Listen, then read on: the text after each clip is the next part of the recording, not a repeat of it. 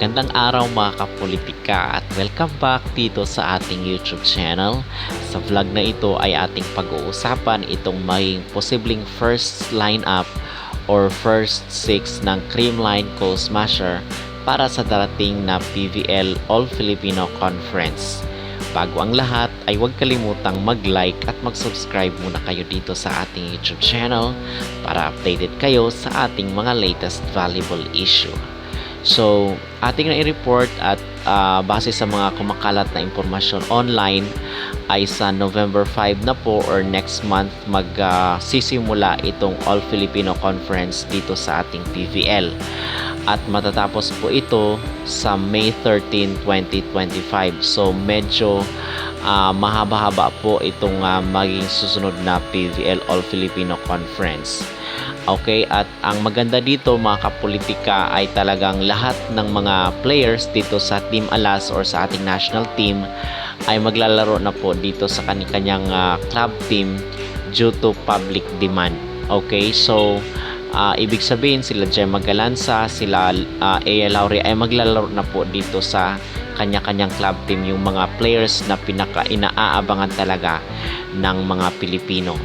But yung ating pag-uusapan ngayon ay itong ang Creamline Coal Smasher at yung posibleng first six nila.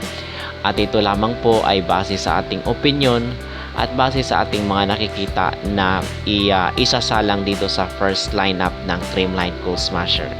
So, ang number one dito is talagang itong si Phenom na si Alyssa Valdez. Kasi medyo mahaba-haba na rin yung kanyang pahinga kasi nga wala siya doon sa PVL Invitational at dito sa reinforcement. So sa tingin natin ay ilalaro na itong si Phenom Alyssa Valdez kasi base doon sa interview na ating ipinakita ay talagang magaling na at fully recovered na itong si Alyssa Valdez dito sa kanyang sinasabi niya na pagka-injured doon sa kanilang training. At kung maglalaro man itong si Alyssa Valdez dito sa kanyang team na Creamline Coal Smasher ay malaki ang may ambag nito, most especially na baka wala na rin itong si Michelle Gumabaw at si Bernadette Pons kasi nga dahil sa itong si Michelle ay magpapakasal na at itong si Bernadette Pons ay baka babalik dito sa beach volleyball. But ito pa lang yung mga usap-usapan mga kapolitika. Okay, so kahit na medyo humina itong si Alyssa Valdez ay nakikita natin doon sa All-Filipino Conference na ginanap sa first quarter ngayong taon na siya ang maasahan mo sa mga crucial moments. Okay, so maganda na babalik na itong si Alyssa Valdez. So sa pangalawa dito mga kapolitika ay itong si Gemma Galanza. So isa rin siya sa pinaka-inaabangan talaga na hinahanap ng kanyang mga supporters pag naglalaro itong Creamline. At in fact marami nga ang nagsasabi kung wala siya ay talagang hinahanap at bakit hindi pa naglalaro itong si Gemma Galanza. So itong si Gemma Galanza ay hindi naman lingid sa ating kaalaman na mabilis, malakas, maliksi at talagang yung kanyang depensa, okay, yung kanyang mga digs at kanyang mga floor defense ay talagang maaasahan mo even doon sa kanyang performance sa national team. Okay, so at maaasahan mo rin itong si Gemma Galanza sa mga crucial moments. At dito naman sa kanilang middle blockers sila BDL or si Bia De Leon at si Pangs Panaga. So talagang delikado itong dalawang middle blocker ng Creamline Coal Smasher.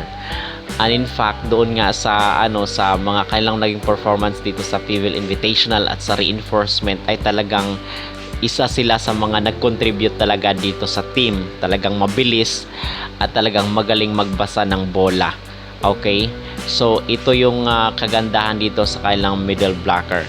So dito naman sa isa sa kanilang maging spiker ay itong si Tots Carlos. Okay, itong si Tots Carlos ay matagal-tagal na rin na kung saan ay hindi siya nakapaglaro din doon sa invitational at sa reinforcement. But dito sa All-Filipino Conference ay talagang magbabalik. Talagang salitan itong mga players ng Creamline kasi pag wala na itong si Bernadette Pons, itong si Gumabaw ay andito naman si Tots Carlos. So wala talagang moment na masasayang dito sa Creamline Coal Smasher sa kadahilan ng andito yung kanilang mga magagaling na players. Talagang lahat ay nagtatrabaho at talagang lahat ay malalakas pag isinasalang mo na sa loob ng court. Okay, so dito ang last na lineup ng first six dito sa Creamline ay itong si Kyla Atienza. Okay, at itong si Kyla Atienza pala, mga kapolitika, base sa ating napag-alaman ay meron itong award sa international sa Grand Prix. So nanalo na itong si Kyla Atienza 2 years ago, kahit hindi siya nare-recognize dito sa PVL kasi mailap, sinasabi la ay mailap daw talaga ang ang award dito kay Kyla Atienza dito sa ating local na PVL, but doon sa international ay nanalo na siya bilang best libero dito sa ASEAN Grand Prix. Okay, so hindi matatawar na talagang siya ay magaling magbasa ng bola, yung kanyang mga digs at yung paghahabol niya, mga kapolitika, ng mga bola ay talagang hindi mo matatawaran. Talagang sobrang galing at mabilis itong si Kyla Atienza, mabilis at maliksi. Okay, so talagang nahirapan nga din yung ibang mga import dito dahil basang-basa ni Kyla Atienza yung kanilang mga spike.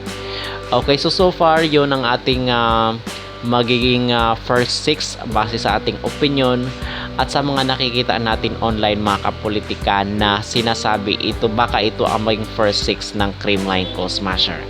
Agree ba kayo or approve ba sa inyo ito maging first six ng Creamline? Mag-comment down below at huwag kalimutang mag-like at mag-subscribe na rin kayo dito sa ating YouTube channel para updated kayo sa ating mga latest volleyball issue.